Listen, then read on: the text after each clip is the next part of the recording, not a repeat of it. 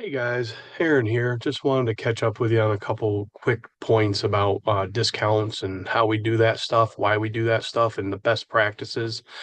Brian asked me to put something together to kind of explain how we'd like to make sure we're all doing it. I know we've had lots of different ideas in the past. For a while, we were doing discounts, and sometimes we did them a couple different ways. But this is the way that we really need to start doing it going forward to make sure that there's good transparency amongst us and the customer and the company and all three stores. And that way, too, if one of us gets in behind somebody else and has to look at a ticket or look something up, we all have, the expectations are just the same. We can look, we can read notes, we can know.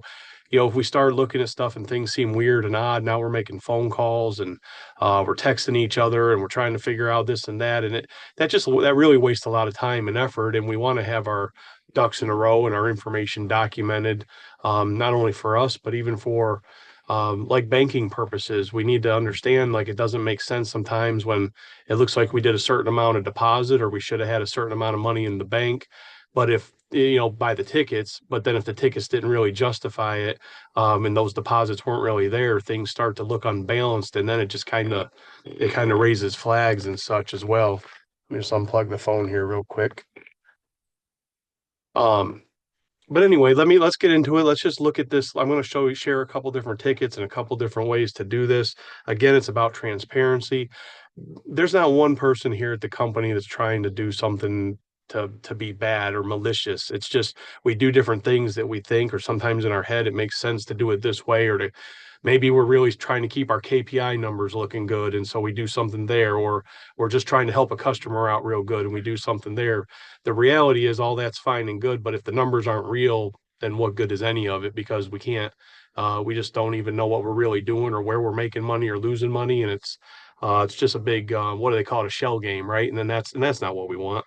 Um, so let's see here. I also wanted to mention, and we're going to look at a couple ways. Let's get into it. Let me get that pulled up. We got a couple ways of, I got to share our screen here. A couple different ways of doing it. Some are in there also for different reasons too. Now you're going to see a couple gray boxes on here. These gray boxes don't mean anything. It's just where the Zoom information's on my side, and it just blocks it out on your side. My video's over here on the corner. When you watch the video, that's in the way, and just some Zoom stuff. So anyway, this first ticket here, this was a good example that happened to us this week at Haines City. We had a motor that didn't work out so well, and these are those lessons learned, guys. We're only going to do new motors. We're only going to do new transmissions. Every once in a while, you get that person that your heart goes out to and you really try to help. Sometimes it goes good and sometimes it doesn't. And this was one where ultimately we still made some money, but it wasn't what it should have been. And let me explain real quick. So we did this motor for a lady. It was in a Camry. These motors are usually pretty bulletproof. She blew it up and we needed to get a 1.4. So all she really had in budget wise, what we could put together, we found one. Anyway, got the motor, had it all done. Then there was some noise in the bottom end of the motor. Ultimately, what do we have to do? Ultimately, we end up having to buy a second motor. We just spent a little bit more money on a better motor is what they had, a better one. So we spent a little more money on the motor. And then we also had to obviously pay a technician to do it twice. So if you can look in on this particular ticket, we just put our messages right in here. I mean, this was on the first here with the labor line with the installation, additional labor. The first engine failed during QC, a second motor install. So when somebody goes and looks at this labor and they're like, holy smokes, why did we pay this guy 20 hours to do this job? Well, it was 10 hours and he had to do it twice. And then when we look over here at the actual pricing on the motor, we put the notes in there. Johnny's purchased a second motor with a 60,000 mile motor, and it was an additional $800. So now we see that, why is the motor price higher? Why is our margin less on the motors? Okay, that makes sense. How are we going to discount that and show it? We're just going to have to do a straight up discount. We're just going to have to show it. That's what, we had agreed with the lady to do the job for $6,000, and that's what we stuck to.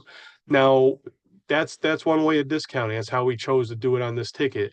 Um, I want to go to our analysis and see here where now when I look at our information, this was a 65% margin ticket. This was going to be a great ticket. And this is also some of the reasons why we have to the margins we have, not every situation are you planning because you have to do every job twice.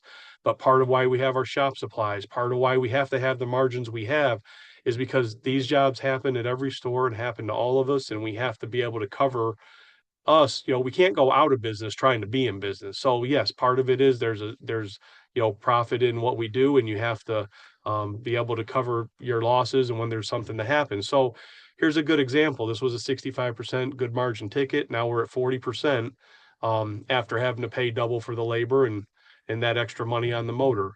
Still made a couple grand, but we should have made more. So that's this particular instance how we show our discount, just show a true discount. Another way we can do it is if we have, um, let's just say, let's just say we have something that we need to discount off and we just want to discount off a part. We can also do a couple different things. We can go in and do our regular discount. Now this is a closed invoice, so let me just go and open a ticket for us to look at. All right, so we can do one of two ways. This is a ticket, just has some, let's say we're gonna discount it. We decided we're not charging this person for for doing a test for whatever reason. We decided to do that. We can do our discount line that we all know we have in here, fill in the reason, add and close there. Now when we come to this one, we click on discount and then we click on the word discount in here. And then that's where we can change it. Are we doing a percentage? Are we giving them 50% off? Or we can just make it a fixed amount? Are we giving them the full 185? Or obviously, if we're doing that, it's just as easy to just make it 100% off. We do that, click there. And now it's gonna, now the reason, or actually, I just screwed up, guys. So the reason you can't do it here on this one is because if you're doing this one has to be a like a fixed total. Like you're just doing the discount to just give them a bottom line. So this would be the fixed total amount here. We're going to give them their 185 off and we're going to say, okay. And then now they got their 185 off of here, which was the 185 they were going to spend here. We just did a discount line and gave it to them here. This one you use more. We got to they get a little confused. This one you use more for when you've got multiple things on a ticket and you're just needing to do a discount amount. I just need to give them $200. I just need to give them $185. Then you just do the fixed amount and you just do it that way. Um, I'll show you the other way you can do it when you're actually just doing a line by line real quick. Let me do that and get rid of that one. Now, this would be the one where if you're doing like a percentage, and I'm sorry, I kind of got us backwards on that first one. But if you actually go to a line, if there's something specific on a line, maybe you got to discount some parts. You don't want to mess with the matrix. We don't want to mess with the margins. You can do a discount, but you don't understand when you start messing with the matrix and the margins on the backside, that starts making us look like all of a sudden as a company, as we're analyzing everything, we might say, oh man, the margins on these products just don't seem right and we seem like we're losing money. So let's go into our matrix and do an automatic raise and make them more. Now all of a sudden the whole systems are getting out of balance because we have false information. So even if you're wanting to discount a part, even if you're like, well, I've got this part on here, but for whatever reason with what your situation is, you're like, I want to give the customer 50% off on this part or 20% off on this part or whatever your thing may be. That's where you would go into the single line item. Again, you just go to the word discount, and then this is where you could still do 100%, but that's what I was trying to show you earlier, where you just, like, say you want to just do 25% of that line item, you can do 25%. Now, see, it's still going to show that the total was 185. You're actually doing the discount of $46.25. That's your 25% off. We say okay there, and now it just shows it in our line.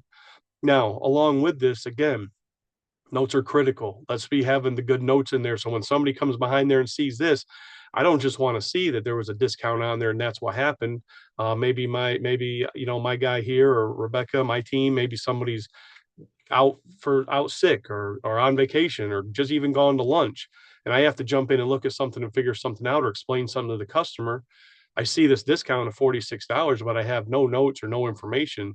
So that's why on that line, when we're given the discount, we need to put a note. We need to put an information in there.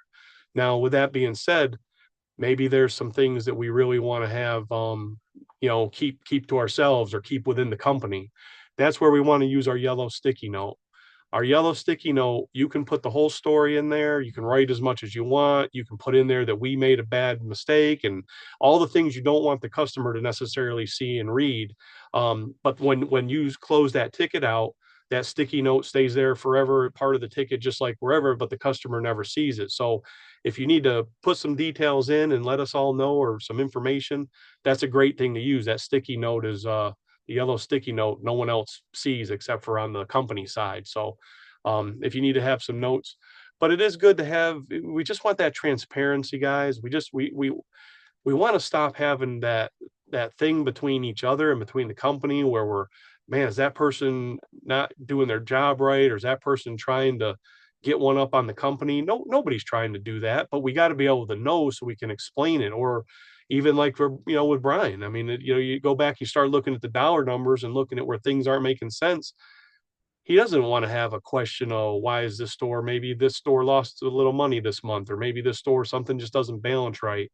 You want to be able to see it and prove it. Oh, okay, here was a ticket on a motor that cost us $2,500, and here's the reasons why, or here's what we had to do to correct it. So that's all it's about, guys. Is just that open transparency. Again, we got to have it on the side with the for the bank, and so those numbers match, and so everything comes up and makes sense. But I think everybody kind of gets it and understands it. But if you have any other questions on best practices to discount something, or to um, the best way to do it, or the best way to put notes, or the best way to describe something, that's really just, like I said, just put everything on there, do your discounts, but let me know. I'm here to help, or we can figure it out together.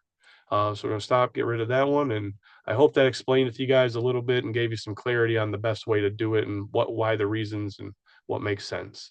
Talk to you later.